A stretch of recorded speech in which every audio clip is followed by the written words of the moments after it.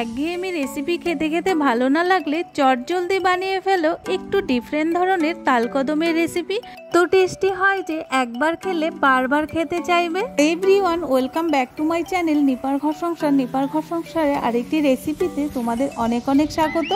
ভিডিওটা স্কিপ না করে পুরো ভিডিওটা দেখবে, না হলে কিচ্ছু বুঝতে পারবে না তালকদমের রেসিপি চটজলদি কি করে তৈরি করছি। একটা নারকেল নিয়েছি, সেটাকে কুড়িয়ে নেব। আর হাফ কিলো গোবিন্দভোগ চাল ভালো করে ধুয়ে পরিষ্কার করে ভিজিয়ে রেখেছিলাম, জল ঝরিয়ে রেখেছি। এবার চালগুলোকে মিক্সচার জারে দিয়ে গুঁড়ো করে নেব। এবারে একটা তাল নিয়েছি, তালটা ধুয়ে নিয়েছি। এবার খোসা ছাড়িয়ে তালের পাল্পগুলো বের করে নেব। কোনো ঝামেলা ছাড়াই কি করে খুব তাড়াতাড়ি 5 মিনিটের মধ্যে তালের পাল্প বের করে নেওয়া যায় আগের ভিডিওতে দেওয়া আছে, তোমরা যদি না দেখে থাকো তাহলে অবশ্যই দেখে নেবে। তালের পাল্পগুলো বের করা হয়ে গেছে, এবার মূল রান্নাটাতে যাওয়া যাক। গ্যাস অন করে দিয়ে কড়া বসিয়ে দিয়েছি, এর মধ্যে অ্যাড করে দিচ্ছি 2 কাপ তালের পাল্প। আমি যেভাবে তালের পাল্প বের করেছি সেভাবে যদি তোমরা ট্রাই করো তাহলে তালের পাল্পের মধ্যে এক ফোঁটাও জল থাকবে না, একদম খাঁটি তালের পাল্প পাওয়া যাবে। এর মধ্যে অ্যাড করে দিচ্ছি 1 কাপ জল। জলটা ভালো করে তালের পাল্পের সাথে মিশিয়ে নেব। এর পাল্পটা 2 থেকে 3 মিনিট নাড়তে নাড়তে রান্না করে নিতে হবে, না হলে নিচে লেগে যাবে। ফ্লেমটা একদম ডিম করা আছে। জল মিশিয়ে নেওয়ার পর এখানে অ্যাড করে দিচ্ছি 1 চামচ চিনি, আর দিয়ে দিচ্ছি হাফ টেবিল চামচ নুন টেস্ট ব্যালেন্সের জন্য।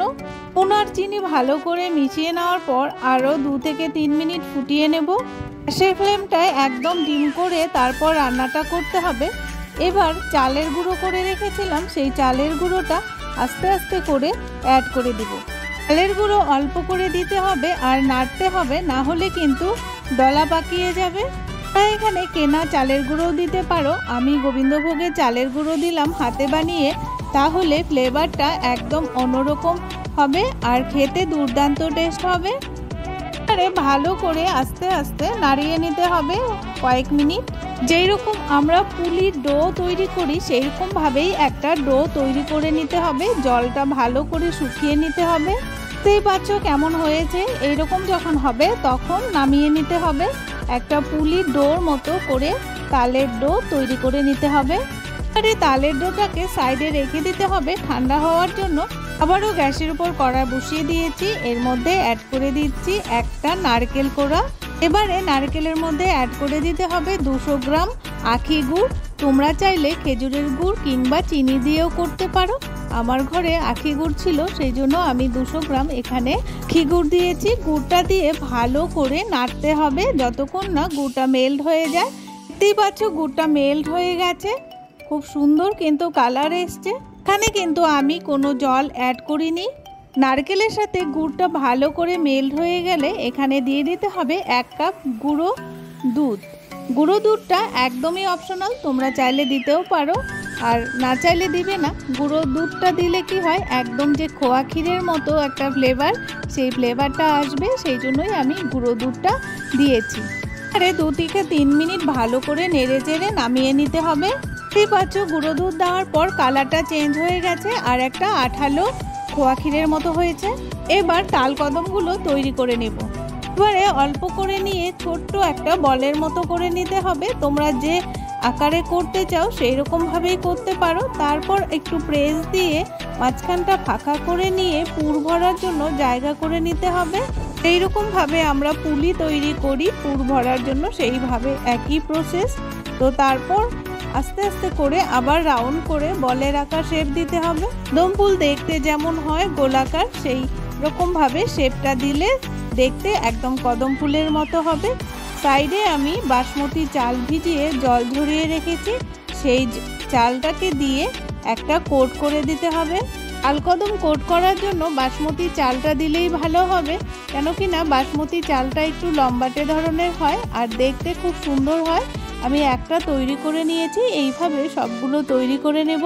আরও একটা করে দেখাচ্ছি। প্রথমে অল্প নিয়ে বলের মতো করে নেবে, তারপর বাটির মতো শেপ দিয়ে বাটির মাঝখানে পুর ভরে দিবে, তারপর মুখটাকে ভালো করে বন্ধ করে দিবে, গোল গোল করে ঘুরিয়ে নিবে, তাহলে একদম বলের শেপ চলে আসবে। এবার বাসমতি চাল দিয়ে কোট করে দিতে হবে। এইভাবে আমি দুটো করে দেখিয়ে দিলাম। এবার সবগুলো আমি করে নিচ্ছি। সব তালকদমগুলো আমার বানানো হয়ে গেছে। এবার স্টিম করতে হবে। তার জন্য আমি মোমো স্ট্যান্ড নিয়ে নিয়েছি। তোমাদের কাছে যদি মোমো স্ট্যান্ড না থাকে তাহলে একটা সসপ্যান টাইপের নেবে কিংবা বড় একটা পাত্র নেবে, তার মধ্যে দিয়ে দিবে কিছুটা জল, আর একটা নেবে ঝাঁঝরি টাইপের পাত্র, প্রত্যেকের বাড়িতেই থাকে সেরকম একটা ঝাঁঝরি টাইপের পাত্র নেবে, তার উপরে তালকদমগুলো বসিয়ে দেবে। একটু সরিয়ে সরিয়ে বসিয়ে দিবে, গায়ে গায়ে যদি লেগে যায় তালকদমগুলো কিন্তু দেখতে সুন্দর হবে না। আমি যেভাবে বসিয়ে দিচ্ছি তোমরা বুঝতেই পারছো ঝাঁঝরি টাইপের কিরকম পাত্রের কথা বলেছি, এটা দেখলেই কিন্তু অনেকেই বুঝে নিতে পারবে। তো এবার মোমো স্ট্যান্ডের একটা পাত্রে জল দেওয়া আছে, এবার উপরের পাত্রটা বসিয়ে ঢাকা চাপা দিয়ে 15 মিনিটের জন্য স্টিম করে নেব তালকদমগুলোকে। এই পর্যায়ে গ্যাসের আঁচটাকে বাড়িয়ে দিতে হবে। ফিরে এলাম 15 মিনিট পর। একবারও কিন্তু আমি ঢাকনাটা খুলে দেখিনি। দেখো তোমাদেরই ফার্স্ট দেখালাম কত সুন্দর হয়েছে দেখতে, আর খেতেও কিন্তু এটা দুর্দান্ত হয়েছিল। আর দুর্দান্ত হয়, একদম নরম তুলতুলে, অনায়াসে বাড়িতে তোমরা খুব কম টাইমের মধ্যে বানিয়ে নিতে পারো। কারণ সবসময় কিন্তু তালের ফুলুরি, ক্ষীর, লুচি এসব খেতে খেতে ভালো না লাগলে তোমরা এই নিত্য নতুন ধরনের রেসিপিটা তৈরি করেই নিতে পারো। এবারে তালকদমগুলো একটা প্লেটে নামিয়ে নিচ্ছি। আর এই তালকদম গরম গরম খেতে অসাধারণ টেস্টি হয়, ঠান্ডাও খেতে কিন্তু মন্দ লাগে না। একদম রেডি তালকদমগুলো, দেখো দেখতে কত সুন্দর হয়েছে, খেতেও কিন্তু দুর্দান্ত টেস্ট হয়েছে। তোমরা অবশ্যই বাড়িতে যারা এখনও ট্রাই করোনি তারা অবশ্যই ট্রাই করবে। তো আজকে তালকদমের রেসিপিটি তোমাদের কাছে কেমন লাগলো তোমরা অবশ্যই কিন্তু একটা লাইক করে কমেন্টস করবে। আর দেখো একটা ভেঙে দেখাচ্ছি কত সুন্দর হয়েছে। আর যদি নতুন বন্ধু দেখে থাকো তাহলে অবশ্যই চ্যানেলটিকে সাবস্ক্রাইব করে বেল নোটিফিকেশনটি অল করে রেখো, তাহলে আমার নিত্য নতুন ভিডিও, ব্লগ বা রেসিপি বা কিচেন টিপস সবার আগে তোমাদের কাছে পৌঁছে যাবে। তালকদমের রেসিপিটি যদি ভালো লেগে থাকে তাহলে অবশ্যই ফ্যামিলি আর বন্ধুদের সাথে শেয়ার করতে একদমই ভুলো না।